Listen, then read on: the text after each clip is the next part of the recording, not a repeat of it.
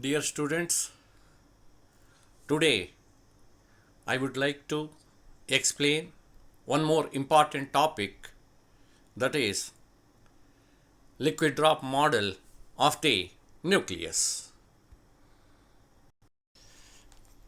The liquid drop model of the nucleus was proposed by Niels Bohr in 1936. It is based on the certain marked similarities between the nucleus of an atom and a liquid drop. The similarities between the liquid drop and the nucleus are as follows.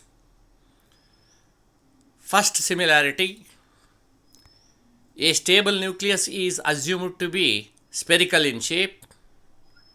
The liquid drop is also a spherical due to surface tension. This is the first similarity. Second similarity is the density of the nucleus is independent of its volume. The density of the nucleus is independent of its volume. The density of the liquid is also independent of its volume. Third similarity is that there is a potential barrier at the surface of the nucleus, and the force of surface tension acts on the surface of a liquid drop. Once again, I am going to repeat third point. There is a potential barrier at the surface of the nucleus, and the force of surface tension acts on the surface of a liquid drop. Fourth similarity is the forces between the nucleons. That means the forces between the nucleons are nuclear forces. The forces between the nucleons in the nucleus are short range forces. We studied about nuclear forces. One of the characteristics of nuclear forces are these nuclear forces are having short range. Similarly, the intermolecular forces in a liquid are short range forces. Intermolecular forces means actually here cohesive forces. Cohesive forces in a liquid are also short range forces. Once again, I am going to repeat this. The forces between the nucleons in a nucleus are short range forces. Similarly, the intermolecular forces in a liquid are short range forces. Next similarity is when the energy is given to a nucleus by means of a bombarding projectile, a compound nucleus is formed. Actually, that compound nucleus will emit nuclear radiations. And nuclear radiations means it may be alpha or beta or gamma.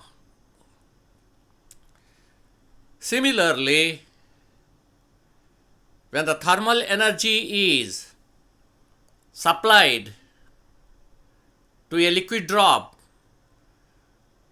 the molecules of the liquid evaporates from its surface.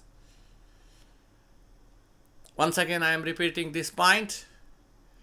When energy is given to a nucleus by means of a bombarding projectile, a compound nucleus is formed which emits nuclear radiations.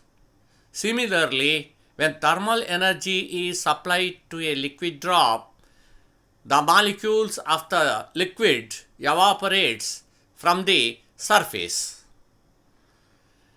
Next point or next similarity is the binding energy of a nucleus is a constant. The binding energy of a nucleus is a constant. Similarly, the latent heat of vaporization is a constant for a given liquid. Once again, I am repeating. The binding energy of a nucleus is a constant. Similarly, the latent heat of vaporization is a constant for a given liquid.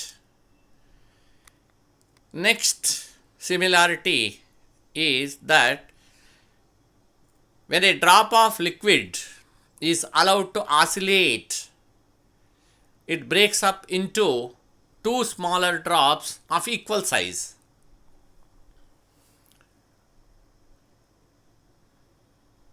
When a drop of liquid is allowed to oscillate, it breaks up into two smaller drops of equal size. Actually, the process of nuclear fission is similar, and nucleus breaks up into two smaller nuclei. The success of the liquid drop model has been beautifully demonstrated in explaining the following facts. Number one, constant density of nuclei with radius r is proportional to a to the power of 1 by 3. Second one is approximately constant binding energy per nucleon. Approximately constant binding energy per nucleon. Third one is nuclear fission. Fourth one is the behavior of isobars. Fifth one is nuclear reactions. Sixth one is stability limit of heavy nuclei. My dear students, just now I said this topic is very important to the point of examinations. If you get any doubt about this topic, please contact me through WhatsApp. Okay, thank you. All the best.